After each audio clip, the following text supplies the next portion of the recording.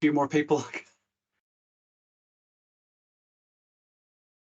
Okay, excellent. Okay, so it's fantastic to welcome Professor Ale Armellini from University of Portsmouth here to talk to us today. Ale is a professor and Dean of Digital and Distributed Learning, and it's really nice to be introducing this because I came across him in one of those meetings and training sessions that we had during COVID, when we were all learning about active blended learning and digital learning and moving to working online. So it is fantastic to have the opportunity to do the introductions today. And yeah, looking at your list of research publications, again, very much focusing on active blended learning and transition to digital learning in university. So I'm really excited to hear what you've got to say to us today. So over to you. I look forward to hearing from you. Okay. Thank you, Matt, and thank you, Craig, for those introductions. And I'm delighted to be sharing a few concepts, ideas with colleagues at Liverpool John Moores and your research centre in particular. So I will start by sharing my screen with some of the ideas I want to begin to share with you. So I'm going to do a bit of a play with this. So I hope this is okay for you, and I will just get started with enabling blended and connected learning.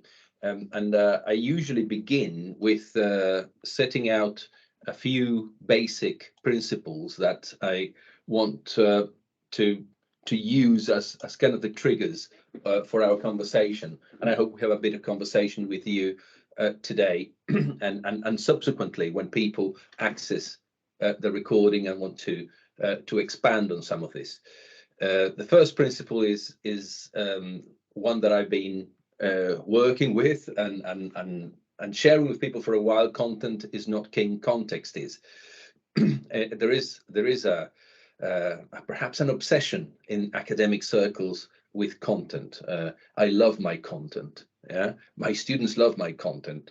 Everything revolves around my. Well, actually, what matters is not so much the content, but what students do with it, and that is what this first principle is about. The second is in the same vein as the best way to write well is to rewrite. A pretty powerful way to design for effective learning is to redesign for effective learning, and that is very much the theme of today, and through enabling blended and connected learning, a big tool we've got in the toolkit is this approach to effective redesign and co-design. The third one is about integrity, and by this I don't mean typical issues that we encounter in academia in relation to academic integrity, as in plagiarism or academic misconduct, but more modern ways of falling into certain traps. And although we won't be spending a lot of time on this today, it is important as a principle to be aware and to be a little bit ahead of the game when it comes to things like artificial intelligence engines that can produce and can write things for us in ways that tools like Turnitin cannot detect. And this has shifted the integrity conversation to a rather different level, and has done for a while. But still, I see many academics are behind the curve on that conversation, and it's important to bring it to the fore. The fourth one relates to what we mean by active learning. It's common to find the notion or to discuss notions around doing things, but we should not forget about the thinking about what we do as an integral part of active learning. We learn through doing both, not just doing the first part. And sorry, not finally, but second to the last point is is about learner engagement. We talk a lot about this, learning analytics and dashboards and reporting metrics and all of this, which is all very good. But when it comes to the nitty-gritty of teaching practice, we know that learner engagement hinges on something else, tutor engagement. It is not good enough to use the argument that we are in a blended environment to post content or activities and disappear for a week or two. We really need to be teaching the course, whichever environment it's taking place in, the physical classroom, the lab, the field, or the online space, synchronously or asynchronously. And finally, I wanted to address more of a linguistic thing, which is that there are many things that we can do with, in, on, or about learning, but we cannot deliver it. However hard we try, you cannot deliver learning. Let's leave that deliver verb for the Royal Mail and Amazon, but let's use other verbs. And there is nothing really wrong with teach. And that's my final point. To highlight and to emphasize that, I just wanted to put it to you that those who can teach and those who can't just deliver content, and that is a message I want you colleagues to take away, unless you want teaching to look like this. And if you want teaching to look like this, well, then that's probably a different model that universities should steer well clear of. So again, we cannot deliver learning. Another one that I wanted to stress, blended learning, usually defined, certainly in the late 90s and early 2000s, as the combination of face-to-face and online. And I would like you to think about challenging this view and looking at other more interesting, creative, messy, exciting dimensions of learning generally and blended learning in particular. The actual location of whether it's face-to-face or somewhere else is not actually that critical. There are other dimensions that make the blend good or bad, depending again on context. Remember, context is king.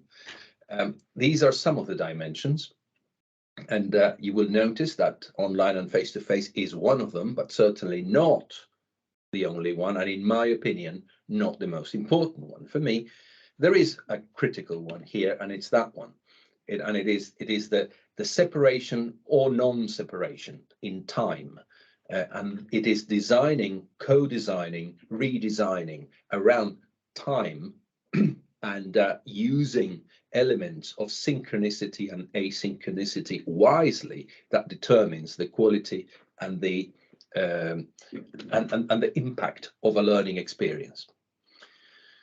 And I'll share another bugbear, if you like, which is technology enhanced learning. And I ask you really, in my own university, we have a technology enhanced learning unit, and the name is so entrenched and so embedded that it's very hard to fight against it. But my point to you, colleagues, is this: technology doesn't enhance learning, people do. So this business of technology enhanced learning does a lot of favors to technology that perhaps technology does not deserve. People deserve that praise. We enhance learning or otherwise, but not the tech per se.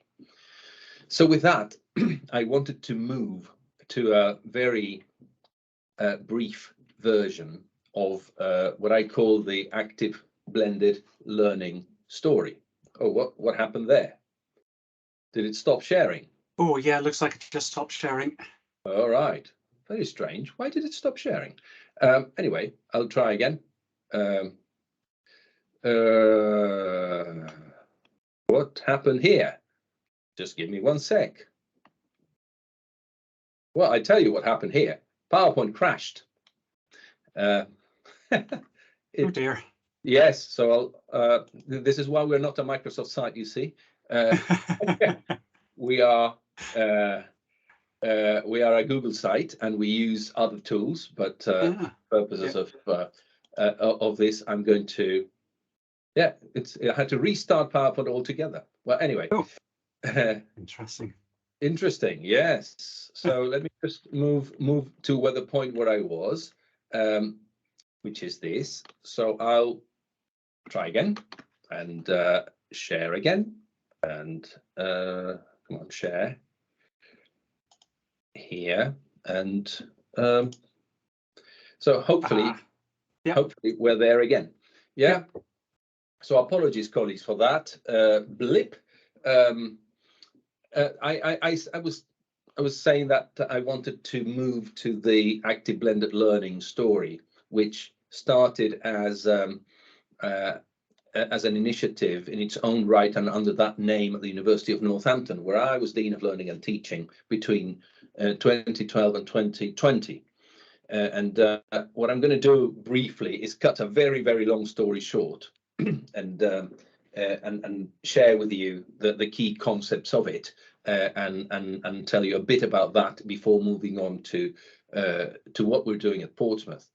So in one slide, this is what we started with as trying to conceptualize ABL.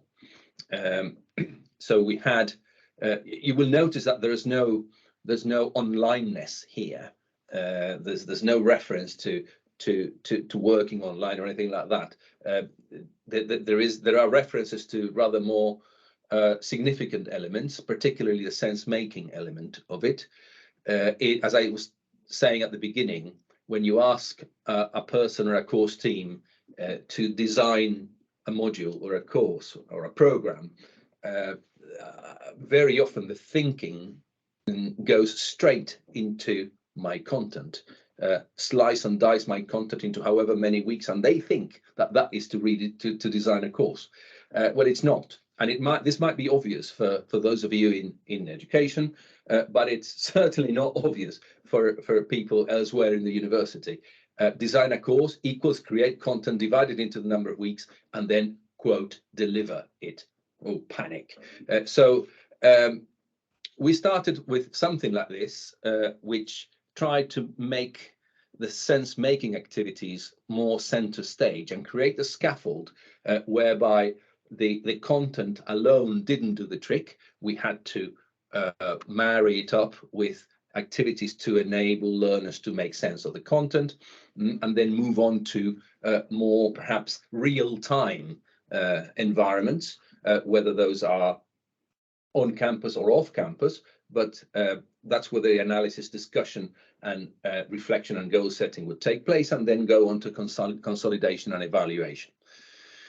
And this is where we started, and we spent quite a bit of time trying to refine this, but we ended up on the notion that we tend to dislike blocky, rigid type diagrams, so we tried to express similar views in a different way, and this is what we came up with. Again, center stage is sense-making work, sense-making activities with embedded content. So rather than here, I'm pushing out the content, my content to you, go away, read this, watch that, come back with 3 key points, which is the overuse and abused approach. Let's do it the other way around. What matters is what learners do with this content. So let's highlight the activity, embed the content within that. There's no suggestion that content is not important. What there is a suggestion here is that we need to highlight what learners do with it. And then from there, we move to a real-time session, and as the rest is similar to what I showed you on the previous slide. A question I had about this in the past is the extent to which this can be mapped onto what is often referred to as the flipped classroom. And the answer is, well, yes, the flipped classroom is one mode or one way of implementing ABL in practice. But for those who get very excited about terms like the flipped classroom, I have some bad news. Partly that the flipped classroom is a sexy name, yes, but it's a very old concept. We've been using it for about 2,000 years. It's not conceptually new. So again, you can equate that roughly to it, but the flipped classroom is just one way of viewing and implementing this. So this is again at the University of Northampton, having an agreed definition of the term ABL, the term that became the signature pedagogy for the university. It helped us ensure that we all knew what we meant. And this definition is not only in articles and in a book, it was on the website for quite some time. This is what we meant by ABL and nothing else. Of course, the manifestation of ABL could be multifaceted, varied, and very exciting, but the actual key concepts around it is those are summarized here. So having a definition helped us shape the type of university we wanted. And it was on the basis of this work, this definition, and how we scaled it up, which is what I'm going to tell you a little bit more in a minute. It was on that basis that the university built its new Waterside campus, reducing 36 buildings to 3, building a campus without lecture theatres, without staff offices, and that is the one that opened in 2018, and that proved to be quite an important step for the university and for the sector. That we should have that sort of radical view of how higher education could be done, rather than multiple individual offices with lots of books in them. So this is where we were as I moved to the University of Portsmouth in late 2020, mid first lockdown. We had something similar, and we kind of agreed on an equivalent definition, blended and connected. That aligns very much to the notion of ABL before, but blended and connected is a term that was being used and continues to be used at the University of Portsmouth. However, if you look at the definition, which is those 3 key bullet points, they are very much in line with what I showed you on the previous slide about ABL. So activities center stage, taking ownership in and outside the classroom, in real time or not in real time, individually, in teams, for the development of knowledge, professional and digital skills. Again, I've written a little bit about something I refer to as the skillization of higher education. And we need to be very careful about that, in the spirit of aligning our thinking with employers and government and, well, not government, politicians. We tend to drift towards the skills narrative, and we forget that universities are there for other purposes too, and perhaps primarily for other purposes, which is pushing the boundaries of knowledge. So we need to highlight both. So this is what we mean by blended and connected at Portsmouth. There are some references here for you to consider.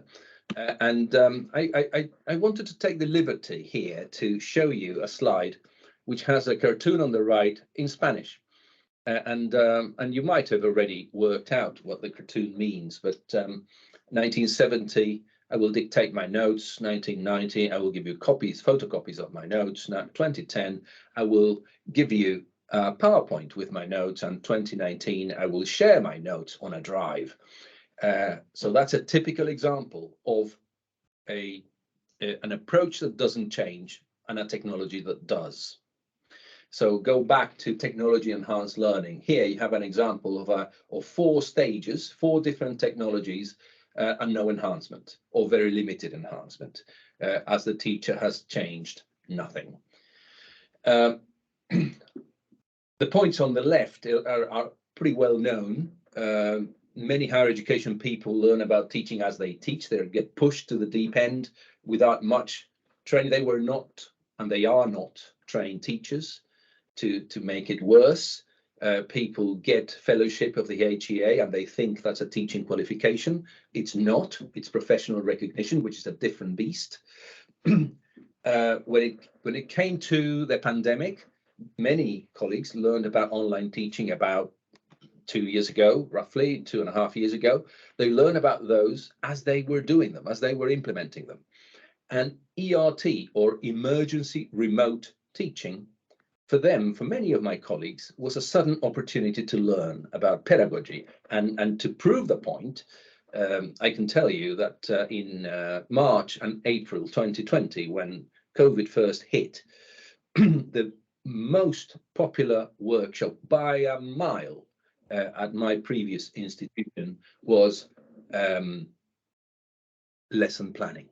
And you might find this crazy, but my colleagues, many of my colleagues, dozens, if not hundreds of them, wanted a lesson planning workshop to learn to write a lesson plan. They hadn't ever considered the need to do that.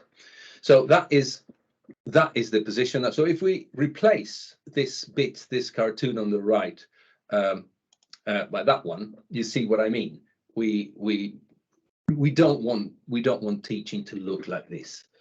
We want teaching to be the art of generating environments from which learners cannot escape without learning. And that, if we go down the Deliveroo type route, we will not get there. Let's do a bit of mapping, if you like. Think about change at John Moores. Think about change in your faculty, in your university, even your department, and think about change in three different domains. Responsive, reactive. Something happens, we need to do something about it. Obvious example, COVID. Radical, innovative. We bring some unusual, perhaps left field type ideas into the mix, and we put them on the table. Developmental, incremental is much more measured, slow burn, reflective, time consuming, long term, but embeddable change. And they interact in multiple interesting ways. There's hardly ever a type of change initiative in a university that fits squarely and exclusively into a single one of these. And I wanted to bring to your attention the bit in the middle, which is turning niche enhancements, niche initiatives that work, into business as usual. And that emerges from the notion that in universities we tend to be quite good at doing great things, but we're much less good at talking about them and sharing them with colleagues, particularly when it comes to teaching. Much less so when it comes to research output, because we want to shout about that, we want to boast about that. But when it comes to teaching practices, for some mysterious reason, we don't make noise. And as I walk around, as I talk to my colleagues in the different, we have 5 faculties at Portsmouth, and I talk to them, I discover things, and I ask them, well, why did you not tell the person sitting right next to you down the corridor about what you're doing? And the person, the neighbor, has never heard of this. Well, that's a common occurrence, never mind across faculties. So mainstreaming niche enhancements is critical. So the mapping, if we put active blended learning onto this map, it started off at the intersection of developmental, incremental, slow burn, slow change, and radical, innovative, and it moved slowly to the mainstream, to the point where we put the entire portfolio of courses through a particular process of redesign to make the courses ABL friendly, if you like. And that process for the entire portfolio took 6 years at Northampton, with a central team and a devolved team of learning designers who were responsible primarily for driving this. So that's where ABL fits in. If we look at emergency remote teaching, it very much fits within there. So some ideas that for many universities seemed quite radical, particularly those that are more traditional campus-based and reluctant to change. For them, this was radical. For many others, it wasn't. But that's where it fits. And it was obviously a response. It was a reaction to a situation that the world and the academic environment found itself in.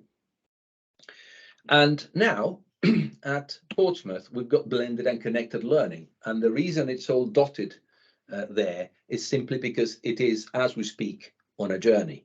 And I only joined in late 2020. We are putting our entire portfolio through a redesign process, redesign for blended and connected. And it is at the moment in flight, as you would call it. It will take us years to get to the redesign of the entire portfolio. And in those years, things will change, but some of these principles I shared with you will remain, I imagine. So this is where we're going with blended and connected, from niche to mainstream, from innovation to practice. All of these ideas fit within the Digital Success Plan for Learning and Teaching 2021 to 25, which, well, the top line is captured there. We have a learning and teaching digital plan, which itself is a learning and teaching plan. At the university, we have a single strategy, and out of that strategy, we have some plans hanging from it. This is one of them. And to give you a sense of what it comprises, it's got the 6 Ps, and helpfully Portsmouth also begins with a P, so we have 7 altogether. So we've got the graduate set for life, the prospect side of it at the top, portfolio, what we teach, partnership, who are our friends and partners in all of this, where the physical and virtual campuses, and the bottom 2 are the real craft of the teacher, and this is the bit that is most relevant towards what I'm going to go on to next. So risk appetite, evidence-based, align with and driven by our hallmarks. Hallmarks are our graduate attributes, if you like. A pedagogy for participation, blended and connected, is our distinctive feature, not our unique selling point, which I don't think that's unique, but it is a feature that we make explicit to learners, to staff as we recruit them, and to the academic community. The plan has 5 aims, and the one that is relevant to today's conversation is the first. The full realization of the concept of blended and connected as our identity. The others refer to assessment, refer to growth in online learning provision, which we're making significant progress in, interdisciplinarity, and learning analytics, which is the fifth aim there. And we can discuss any of the other 4 after I show you the key elements of the first. You may have heard of interventions such as Carpe Diem, intensives, ABC, Cairo. Those are team-based approaches to learning design. And what we've got at Portsmouth is a blend of all of those called Enable. Enable helpfully has the ABL sequence in the middle, which stands for active blended learning. and it is a process of design as a team. That is the case specifically and explicitly to counter this notion that person 1 does module 1, person 2 does module 2, person 3 does module 3. You all go in different directions, and the learner experience is rather patchy, to put it mildly. The team approach to course design attempts some degree of consistency, awareness of what's happening around my module, awareness of what the learners would have done before and what they will do after. It consists of 3 stages, the enable process. One is the DNA, design needs analysis. The second is a workshop, which can vary between 3 hours and a couple of days, depending on the needs, depending on the DNA. And a review meeting where you check progress and review the next steps. That is very much based on earlier experiences of Carpe Diem, ABC, and Cairo.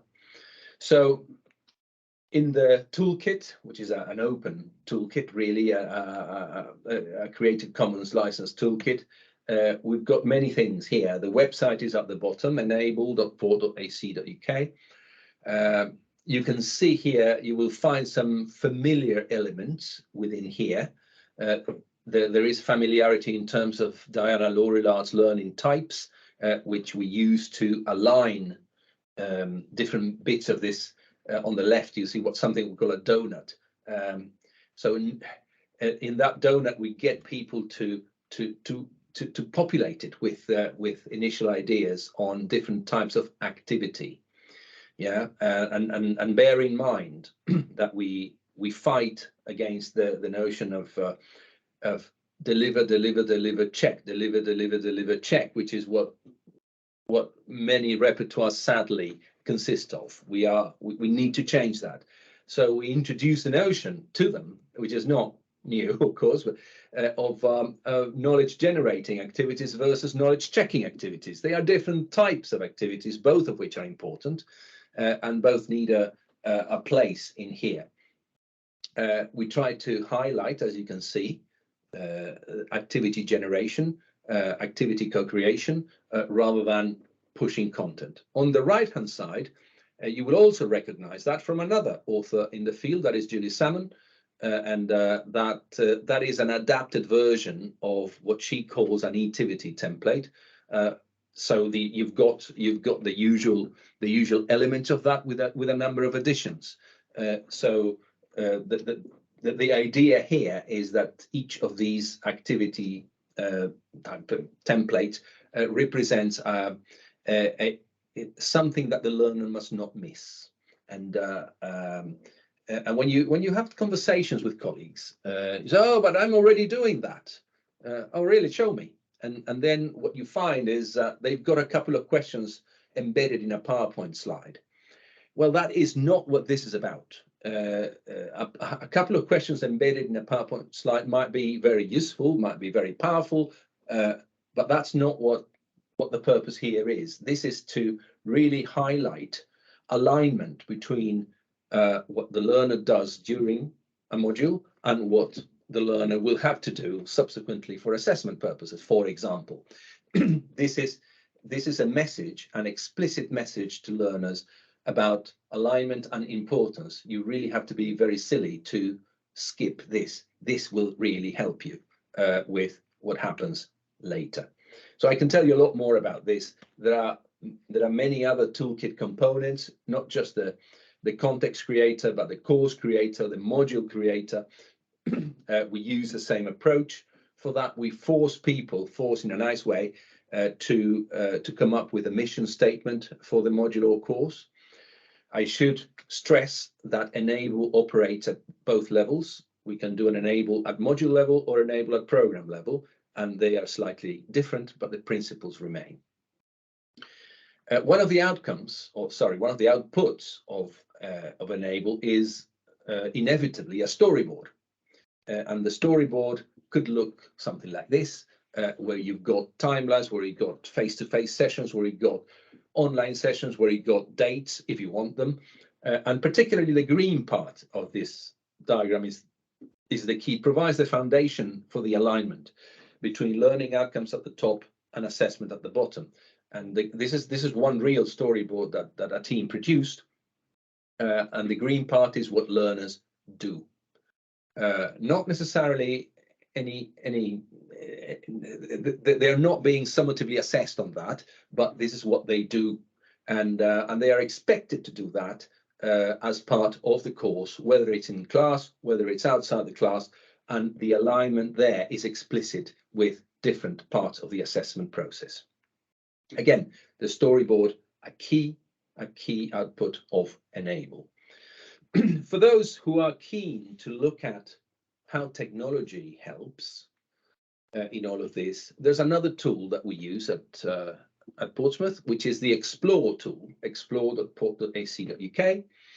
I repeat, we are a Google site, so many of these tools will not be familiar to some of you, but we do mention Microsoft Office there because we know that it's probably the most widely used tool of them all. When you go to the website, you can click on any of these and it takes you to a single page with a brief definition, guidance, and a couple of videos showing how they are used. It's kind of a powerful thing. It is aligned again to the learning types by Daniel Orlard. So that way we help colleagues identify suitable tools, suitable technologies that they can embed into the provision. To give you an example of something else we do during Enable is we challenge people to think about current and future practices. And sometimes the future practices that we put here are already happening, and that's fantastic. Sometimes they are not. So this is the sort of thing we do. So on the left, we've got, if you look at the third line there, read this, watch that. That's a typical example of what the type of creativity they come up with, and we try to move them on from there and begin to use a range of other types of verbs, if nothing else. So reading the chapter is not the activity. The activity is what you do after you've read the chapter. So if you look at the next one down, the VLE is a content dump. you put stuff on it, and occasionally you open a discussion board in case there are any questions. Well, there might be a few at the beginning, and then it dies a slow death. We really need to change that and give these things a purpose. The next one down, the online components of the blend are just an add-on to the face-to-face provision. Again, for it to be a blend, it cannot be oil and water. They have to blend, and you've got to bring elements of what you do outside the classroom into the classroom and vice versa. I usually cite the same example here, where you know you're doing it well when you've got enough material from contributions to the VLE such that you don't need even a presentation. You already have enough from what the students created for you, whether that's text or image or video, audio, or whatever else. That is a good indicator. There's more examples, and we do provide answers to this, and they can reflect on that, critique that, explain why it is or isn't appropriate to the context, and come up with alternative ways of changing practice. And this is what this is all about, changing practice. tons of other examples here. So no session these days would be complete without some element of this. Yeah. And so I wanted just to spend a couple of minutes reflecting on this. So first, I disclose my own position, which is very much against this. So many universities have gone down the route of investing a lot of money in areas in classrooms to ensure they are high flex classrooms. I would tell you that one thing is having access to, and another thing is teaching well. And the distinction between the two is at the heart of why I do not favor HyFlex. As a deputy VC at another university told me recently, this is a necessity rather than choice. So what she's telling me is we have to do this because we have to reach students. Reach is one thing, teach is another. We must learn the difference. The fantasy that HyFlex makes it cheaper. Well, think again.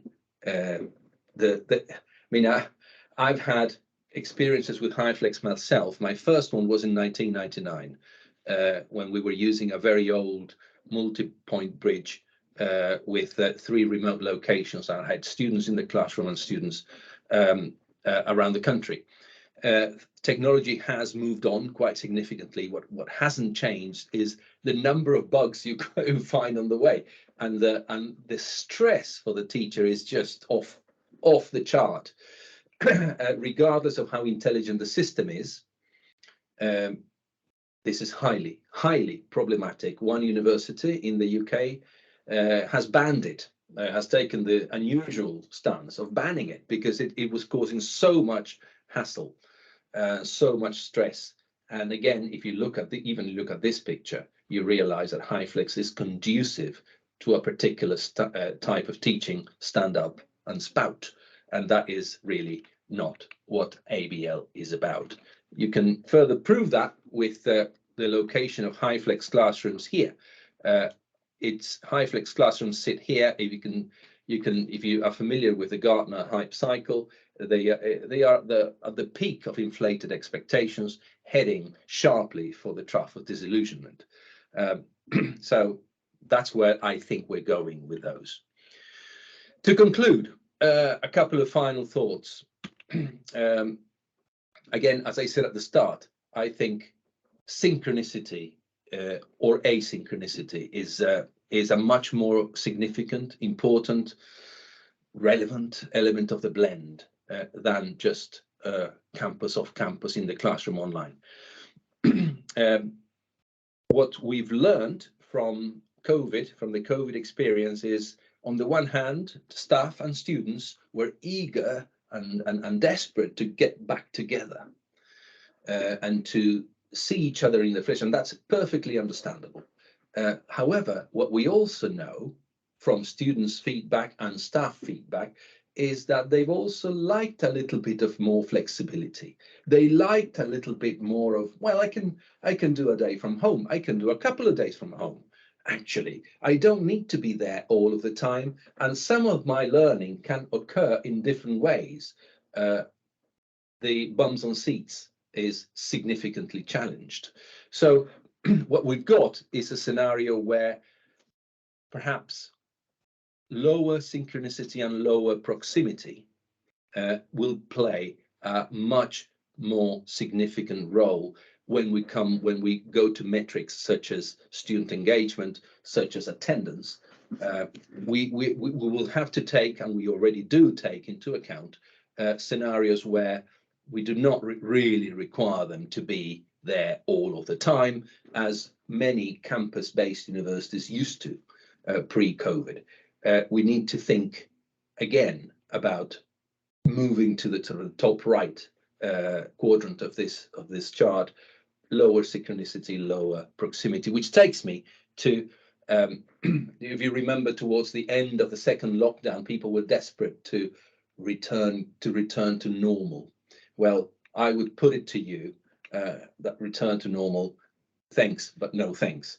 And that is, Matt, where I'm going to pause, and I will stop sharing, and I will open things up for you to moderate some questions and some comments and expressions of horror. I'll pause there and hand over to you. Excellent. Well, just to give colleagues time to sort of think and get questions in. There's a small group of us, so do just unmute yourself in a moment and ask any questions of Ale. But because I'm chairing, I've got can get in there first with one of my many questions. The first one really stuck in my mind was, and I remember it from when I heard you speaking during COVID, talking about context being king, not content, and I thought that was really powerful, and a sort of message that really stuck with me.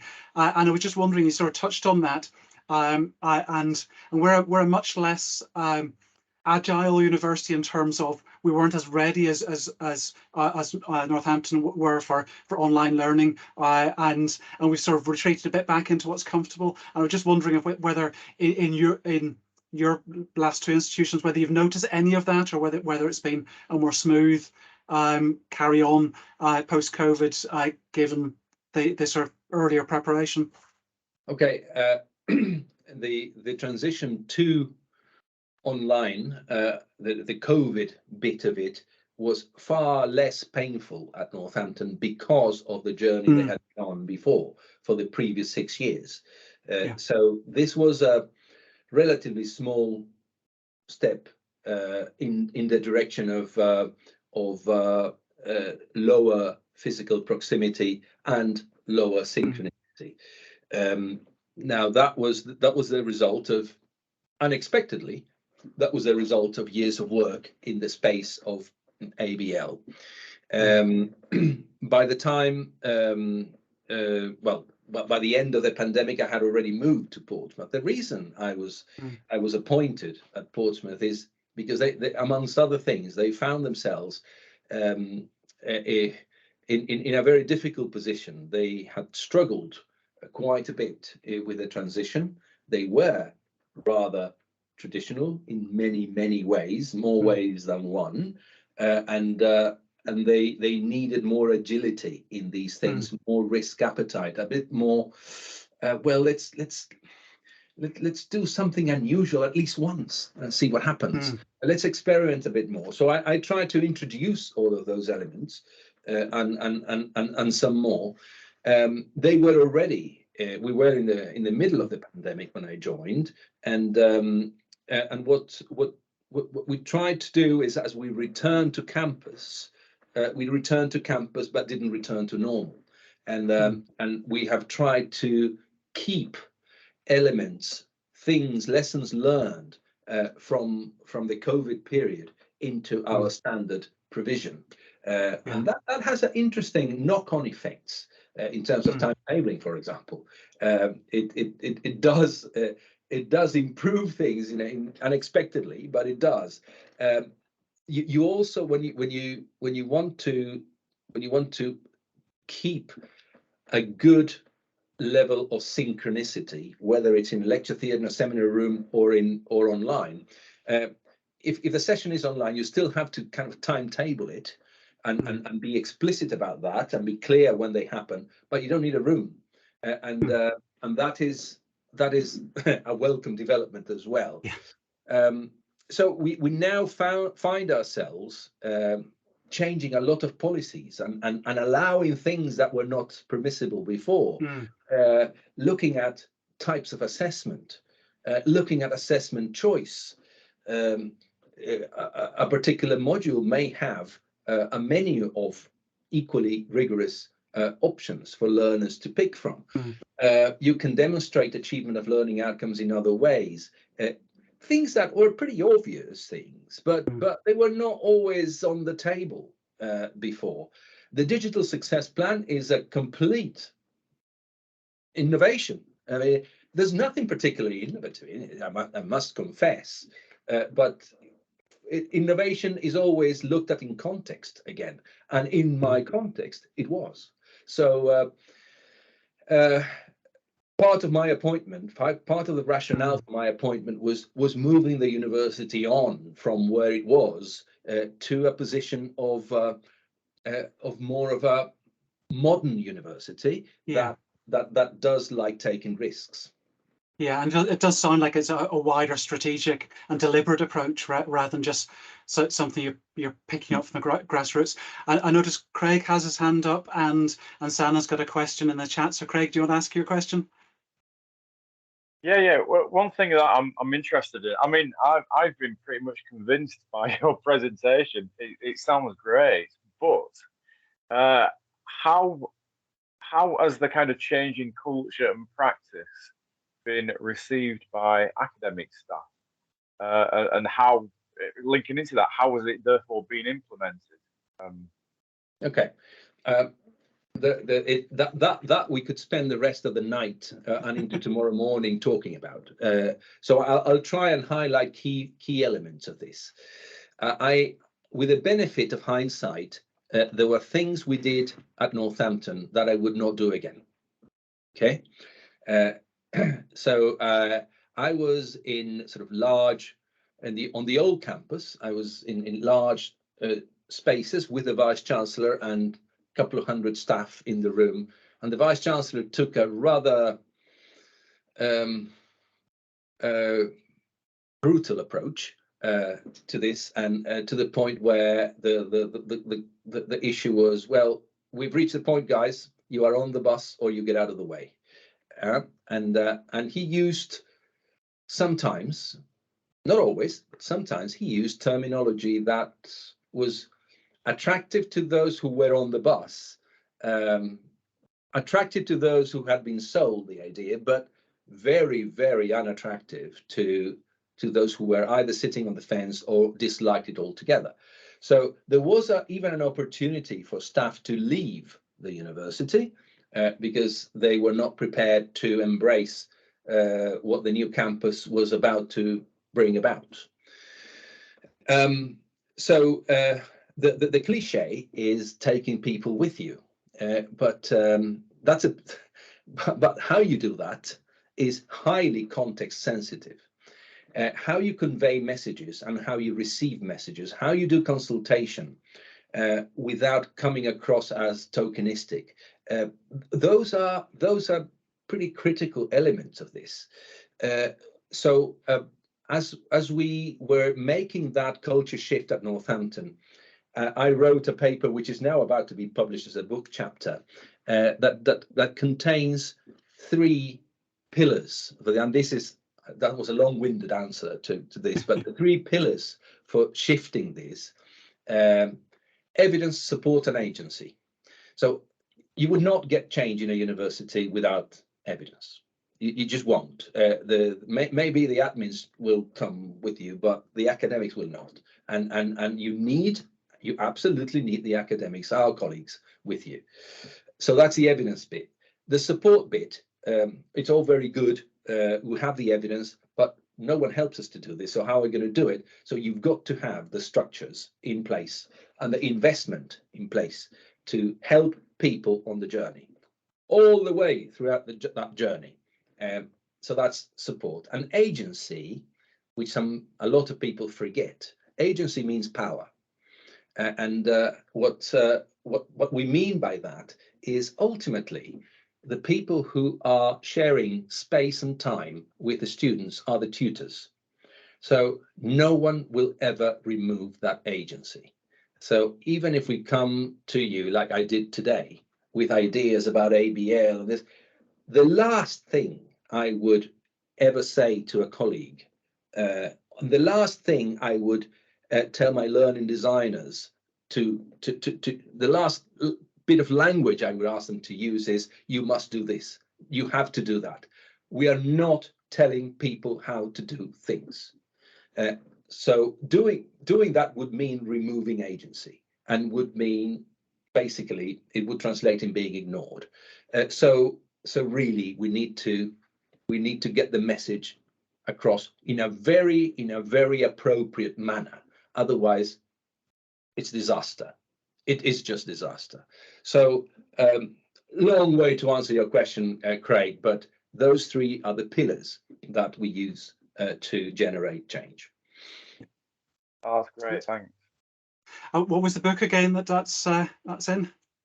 Well, it's not published yet. It's coming out of Australia, it's called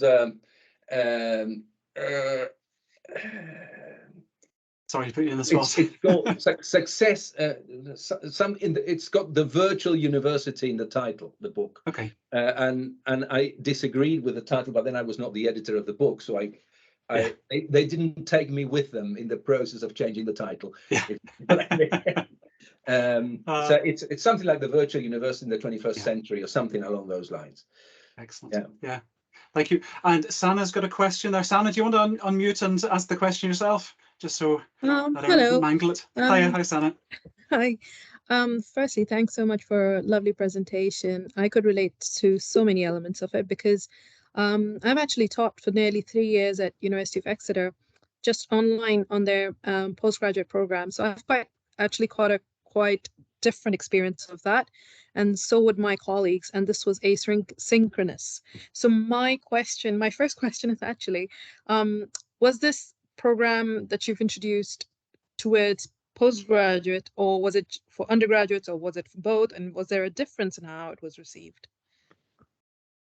Okay, shall I tackle that one first? Yes. Okay, everybody. Everybody. This was a signature pedagogy, a pedagogic identity question, and it applies to. Of course, it's probably easier with masters, with taught masters, but it was designed for everybody. It wasn't a case of, well, let's do it with the groups that are easier to target. We had to change, we had to shift the way in which we taught across the board. That's the process we're in the middle of at Portsmouth right now. Okay, so my second question was, is there a risk, because this is based on my experience and what was shared within faculty updates at that point in time, was there a risk of cannibalization on existing courses that were being offered that did not have that were not incorporating any form of synchronous, asynchronous, active blended learning, but were just offering traditional courses. So they were being eaten up by the introduction of this course. And secondly, did the colleagues, like this leans into Craig's concern, how does this affect academics? Because this was one of the biggest concerns we had, which was when it was introduced, it became literally like Deliveroo version of education.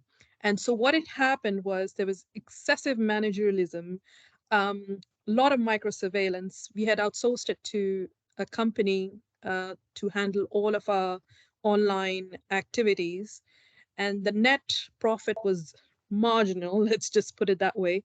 But what it did was it invited office work into private life, meaning because you didn't have offices, there was zero boundary between for academics between what they were doing at home, and they were always doing something that was linked to learning and engaging with students. So how did academics receive this? And yeah, I just wanted to ask that question.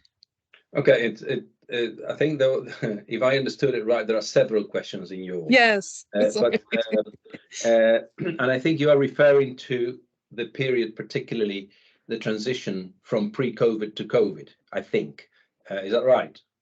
Well, the university that I worked in actually didn't have this for COVID. They had it before COVID. Okay. But they already had things in place already for that. Yeah. Right. So your point about risk of cannibalization, there isn't such a thing. There isn't such a risk when we establish what is the portfolio of online courses that we want. We look at market evidence very, very, very carefully, and we don't just put our campus-based courses at risk by offering a better version of the course online. That's not how it works at our place anyway. So the Portsmouth example is very much one where we look at the market, we establish that there's a market need, and we launch a course that may or may not exist in its equivalent on campus. But clearly, even if it does exist, the target audience is very different. And the figures and the geographical spread of that target audience now proves the point that they wouldn't have come to campus anyway. So no, there is no such panic of cannibalization. As for the second part on how the staff receive this, the answer is there's two basic scenarios that would provide the context for that operation to happen. You described that in your case there was a private company involved in the, I assume, in the production and in the selling of the online courses. Those usually are called OPMs, and they operate. There's many of them in the UK and globally. And at Portsmouth, we have two diets. We have the Portsmouth only online provision, and those are a set of courses, a small set of courses that we offer globally online. And then we have an OPM, which is in my portfolio of work, and they provide a very, very good service, and we operate on a revenue share basis, and that does a couple of things much better than what we could do as a university. It has some disadvantages too, but the one thing, well, a couple of things that they do better than us is if you look at the VLE website, at a module website on the VLE, on an OPM course and on our equivalent modules, you'll see a significant difference in professionalism, quality, slickness. It's a different beast altogether. That's one. And secondly, they are quite proactive and aggressive about selling it globally in a way that we cannot do. Absolutely. They sell things that we couldn't sell ourselves. So what is it that we were doing wrong? Well, we were doing several things wrong, but in doing it this way, we get expertise, dedicated expertise, ring-fenced expertise to sell courses that otherwise we wouldn't have been able to sell. Right. So does it affect academics' autonomy when you use OPM and agency? Because one of the problems we had was that, you know, a lot of these, this company that we were working with, it literally took out any autonomy that we wanted to bring in, like any creative element we wanted to bring in. It had to be done and agreed with at the start of the academic year. Everything was already set in stone. You could not make any creative changes once the course started, because that would require modifications on VLE pages and etc. So in your experience, does it affect, you know, academics' autonomy and agency? Absolutely not recognize that scenario at all. We have daily contacts with our OPM, not only me personally, but also the course teams at our end. The fact that we run courses through a white label OPM, if you understand what I mean by white label, completely transparent to the student. It is a University of Portsmouth course. The fact that we do it through an OPM does not affect or interfere with agency or academic autonomy. They are our courses, they are our learning outcomes, they are our exam boards, they are our graduates, and that does not change. Of course, there are other elements of friction in this. There always are, but we are very open. This is part of what I've done as part of my job. In a few weeks, we're having a very open on-site conference where we bring together our OPM people, their tutors, our course leaders, our deans, all into the same room. And we do that online all the time, but we're going to do it for the first time in person. There is no issue with that. They are not taking ownership away. They're not taking glory away from us. That is very, very clear in the agreement, and it's very clear in the way we set up to implement that agreement. Of course, I recognize there might be differences between different OPMs and how they operate. There are some with very big names, and they think highly of themselves, and they think that because we are working with University X, but because we are big, it's going to be us, and it's all about us. Not here, not here. Hence the white label approach, which is critical, in my opinion, critical to the credibility of the university. Yeah, that's really interesting, and it's quite useful to us in our thinking that certainly within the School of Education here we are beginning to think a lot more about online learning and how we can reach a wider market than just the domestic markets. So that's a lot of really useful ideas and thinking. Matt, yeah. Just to add, we started full operations with our OPM in January 2021. Okay. From zero students at that point, and we started the first courses. No upfront investment on the part of the university. Oh wow! All the money comes from of course, then that is reflected on the revenue share later, as the break-even point will be further down the line. But that's another conversation. What I'm going to say is that we started with 0 students in January 2021. We have just about 1,100 students. So 1,100 students now. Yeah.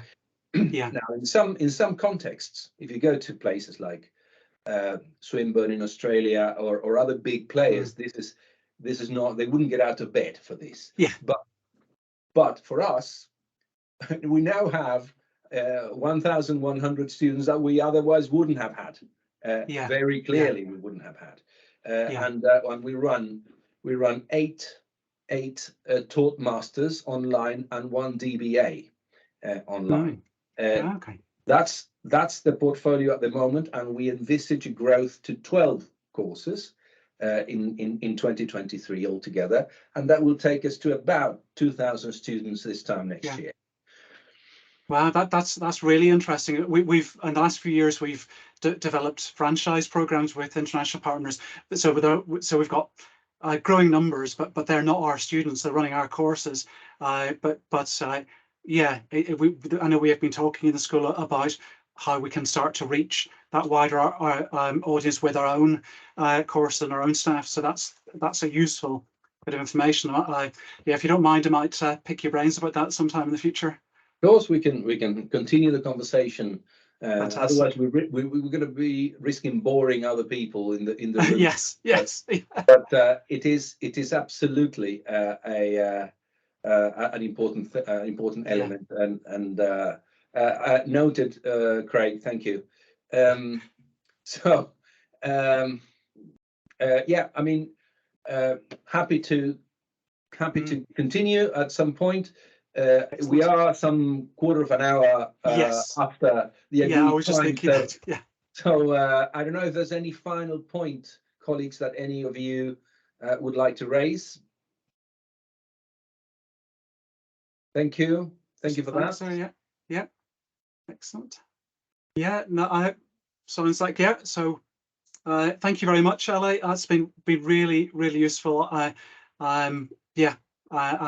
Lots of really important and useful ideas. Lots of reminders from when I heard you talking the last time.